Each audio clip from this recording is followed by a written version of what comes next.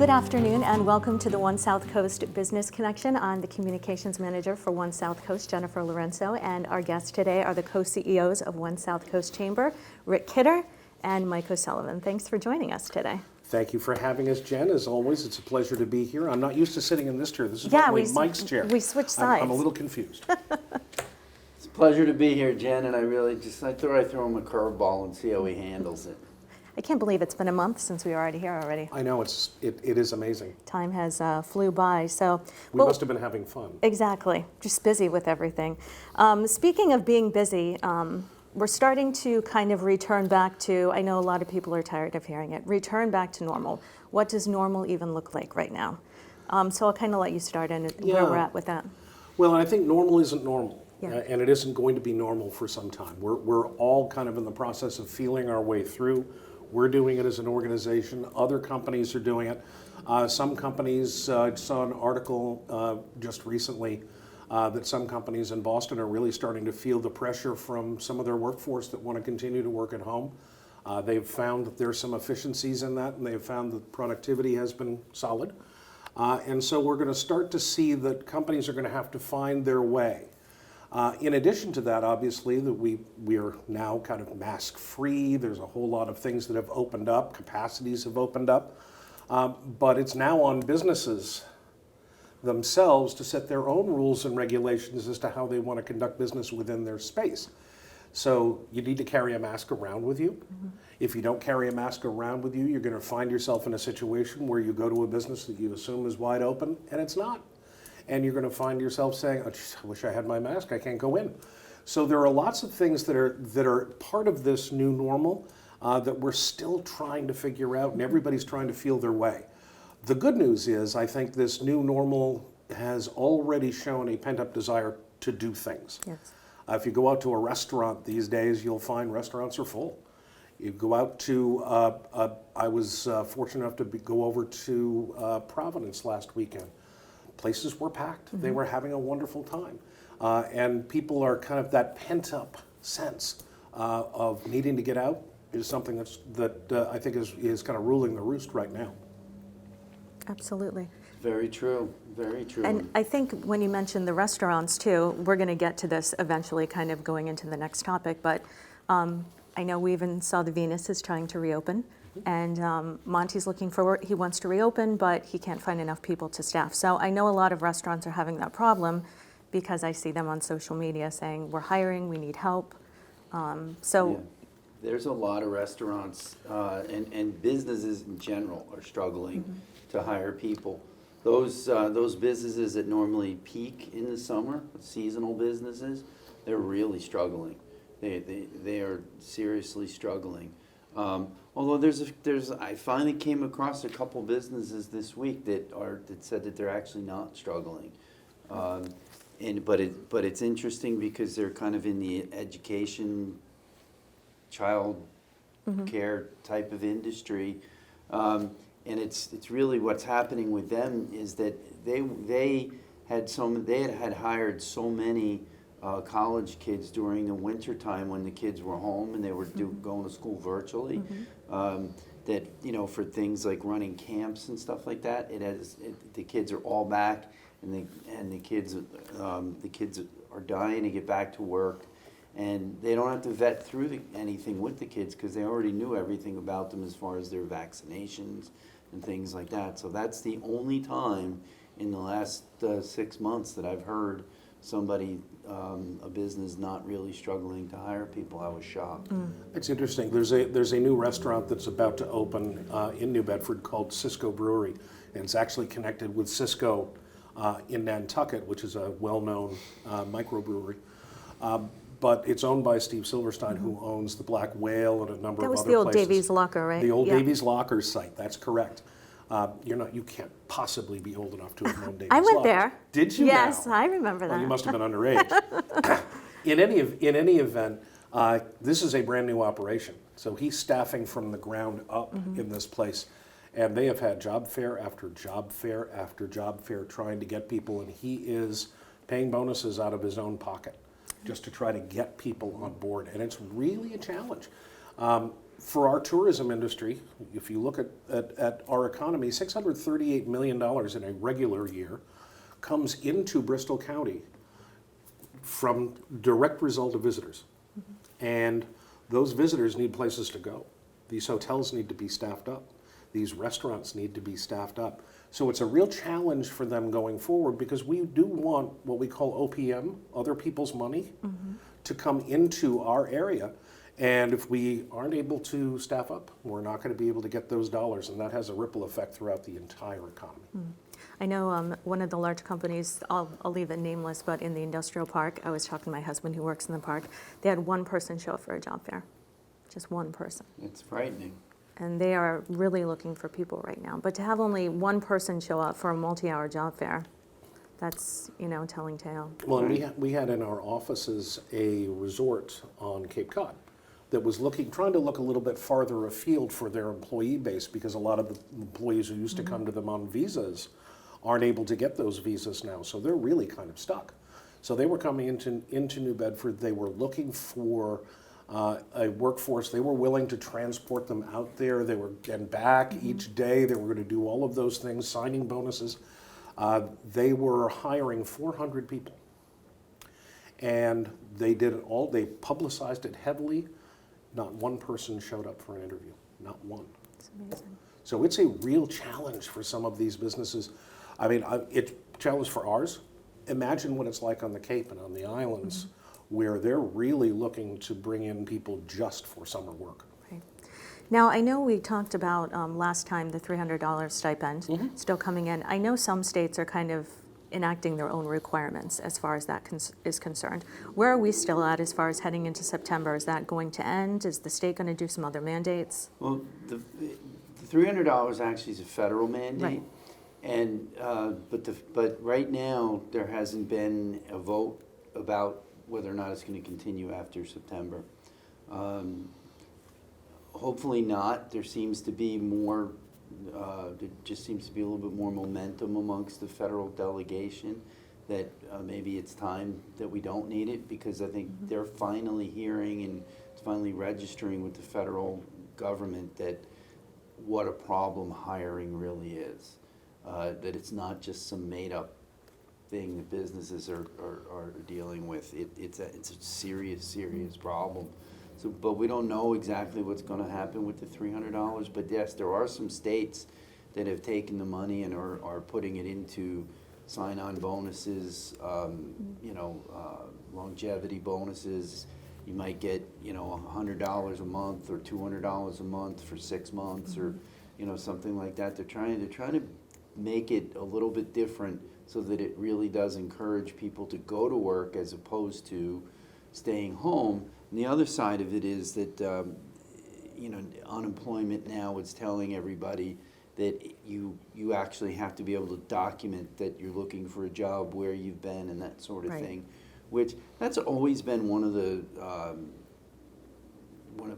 the weaknesses in the unemployment system, I think, is telling people, it's just, you could knock on somebody's door, ask if they're hiring, and if the answer is no, you'd write it down. Well, I asked for a job and they're not hiring. And you could do that, and you could get 4 or 5 of those pretty quickly and then not have to work. So it's still a tough situation. But we're working on it. We're advocating for it. Right. I saw something in Rhode Island along the lines where they were trying to encourage people to go back, but they were still going to go ahead and try to give them that money if they go back. So that's kind of what I was wondering, if there was anything like that. And I think a lot of states have tried to be creative about it. I think now 20 states have modified that $300 stipend in some way to be able to incentivize people to return to work. Where we are a little bit luckier is that we've already increased our minimum wage, and it continues to increase on an annual basis. There are some states where the federal minimum wage is $7.85. That $300, the relative value of that $300 is so great for somebody who might be a minimum wage employee that they're going to find themselves, they will stay home if they can, and you can understand it. You certainly can understand it.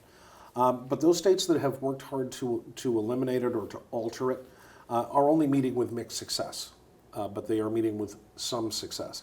Our biggest challenge, of course, is getting folks to want to go back to work. And there are tons of reasons outside of the $300 stipend that are keeping people a little bit more at home.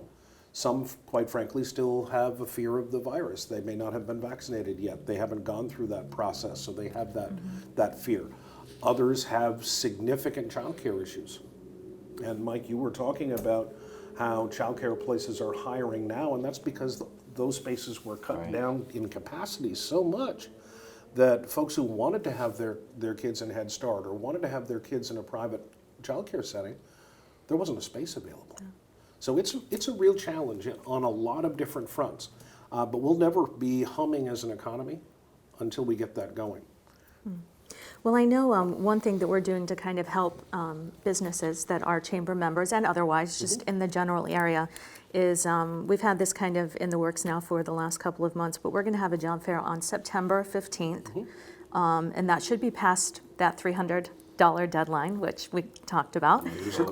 But it looks like it's going to be a good success. It's going to be at Whites of Westport, and it's going to be from 10 to 3, again on Wednesday, September 15th. And it seems like we have a number of businesses already signed up for that.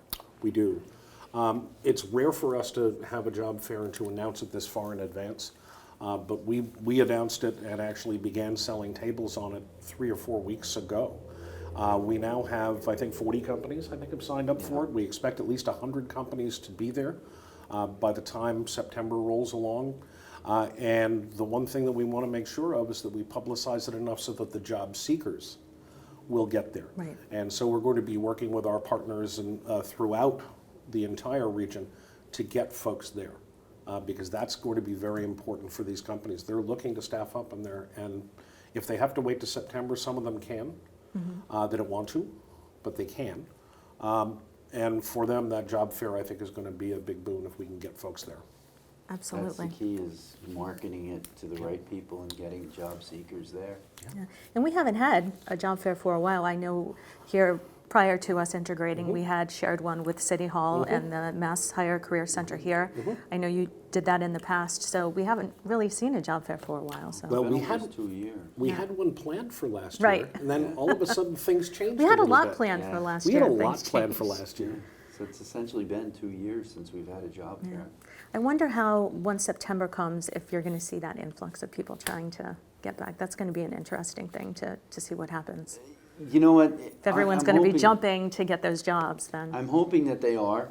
You know, this time last year, people were the perception with COVID to way too many people was, oh, well, we'll just take the summer off.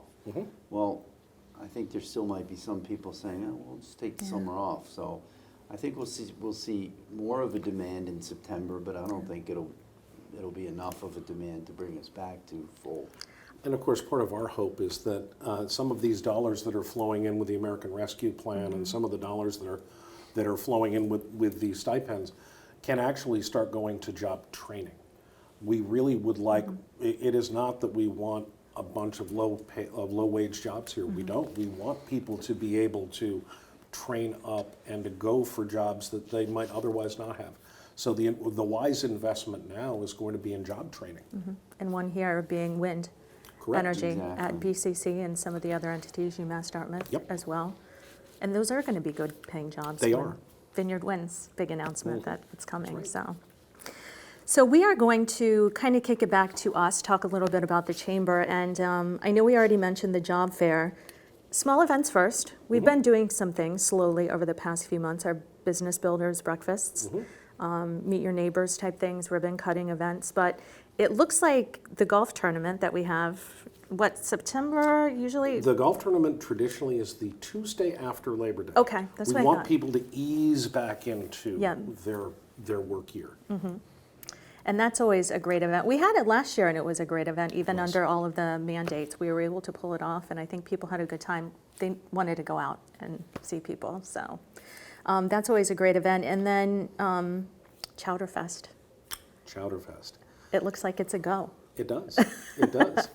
Now, and as Mike will tell you, we've begun with small events. Right. We've started with some of the little ones. We started with some of the business builder breakfasts that bring 20, 30 Right. people in just to Ease into it. dip our toe in the water, ease our way into Yeah. it. But they've gone very, very well. Even some of our lunches, ambassador lunches, we usually have a monthly ambassador lunch where we get everybody together, talk about what's happening, review what we're doing over the next couple months and that sort of thing. And the ambassadors have done, you know, that's anywhere usually from 15 to 20. So we're trying to ease our way back in so that by the time we get to a business after hours that, you know, when we have 100 people, it's not like being shell-shocked. Exactly. Exactly. And when it comes to Chowderfest, that routinely is 2,000 or 3,000 of your closest friends. Right. So it is a large-scale event with multiple restaurants, usually 20 to 25 restaurants. Given what restaurants are going through, we're going to have to find out what their appetite is going to be for participating. So we've got a lot of question marks Yes. attached to it. But we had done a virtual Chowderfest last year where people had an opportunity to buy a ticket that would allow them to go to 20-odd restaurants and sample things. So we called it the Road Show. We're thrilled this year that we're not on the road. So we're looking to do it once again at Pier 3 in New Bedford, live music.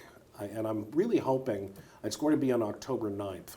We are doing it on a Saturday this time because we never want to compete with the Patriots. Patriots, yep. And so we're going to be doing it on Saturday, October 9.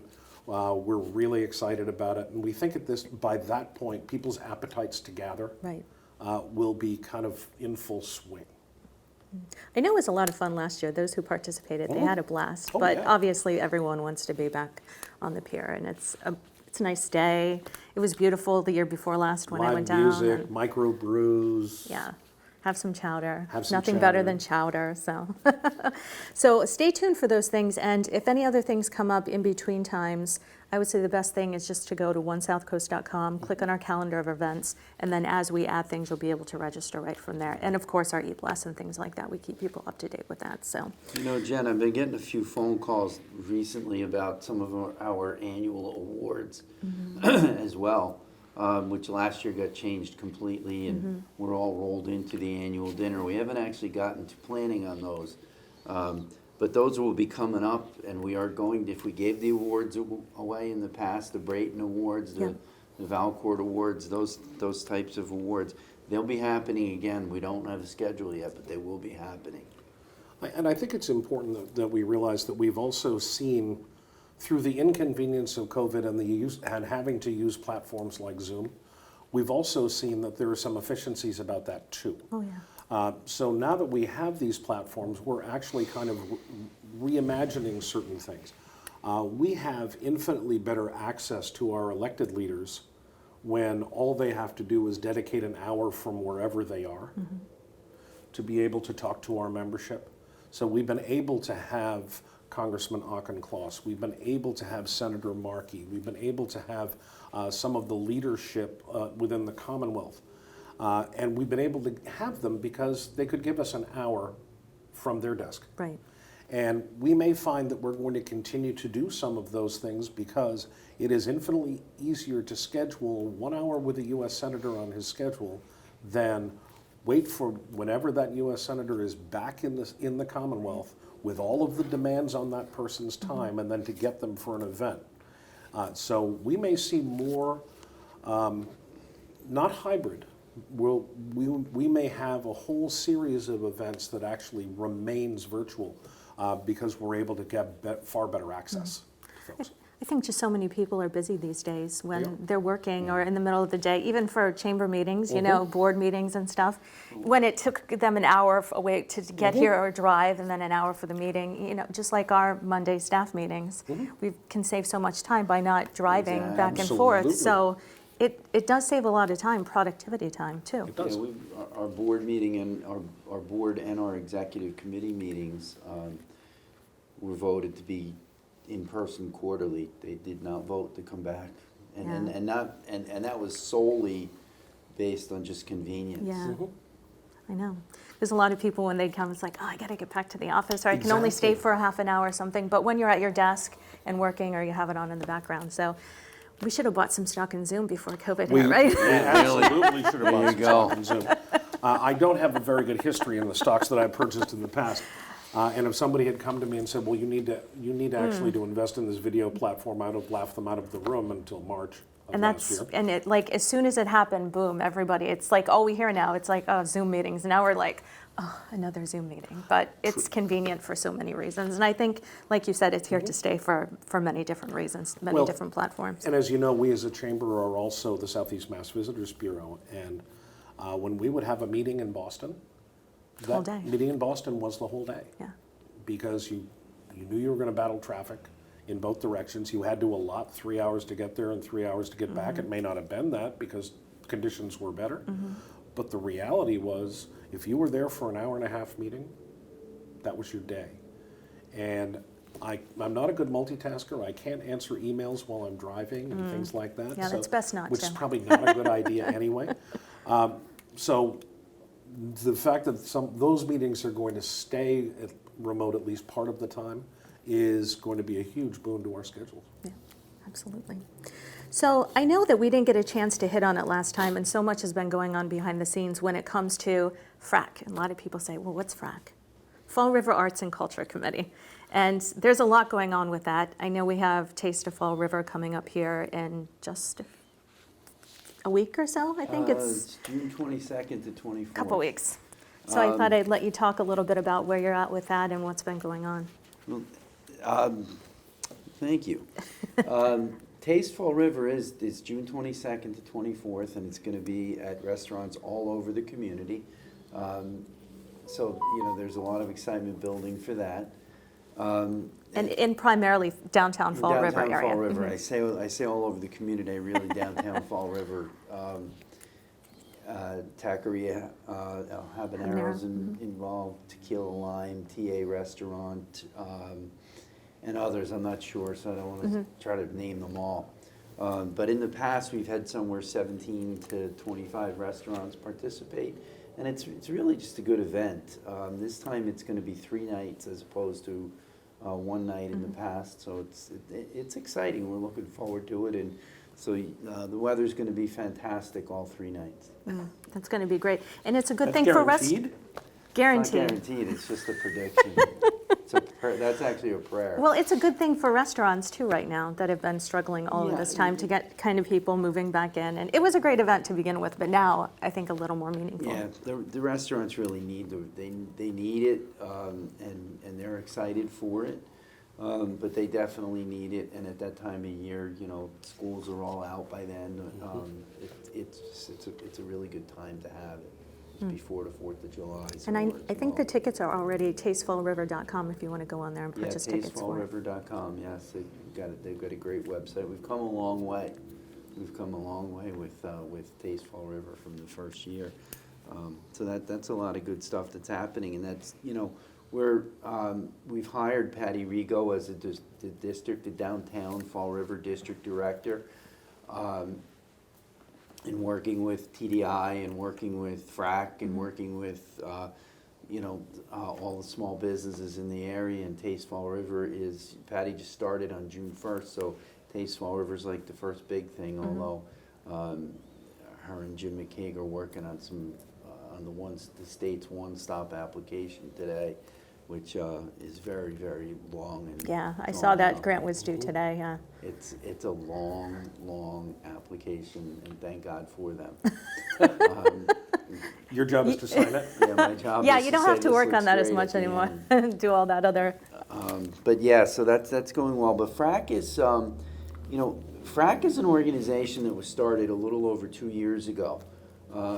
It's Fall River Arts and Culture Coalition, and it's really a committee of the chamber, and the fiscal agent is the Chamber Foundation.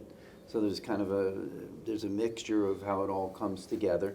But FRAC has been incredibly busy. We did We Heart Fall River in May. We did Winter Bridge just prior to We Heart Fall River, and we're in the process right now. We've actually made a request to be able to make a presentation to the City Council to talk about exactly where we're at with the plan.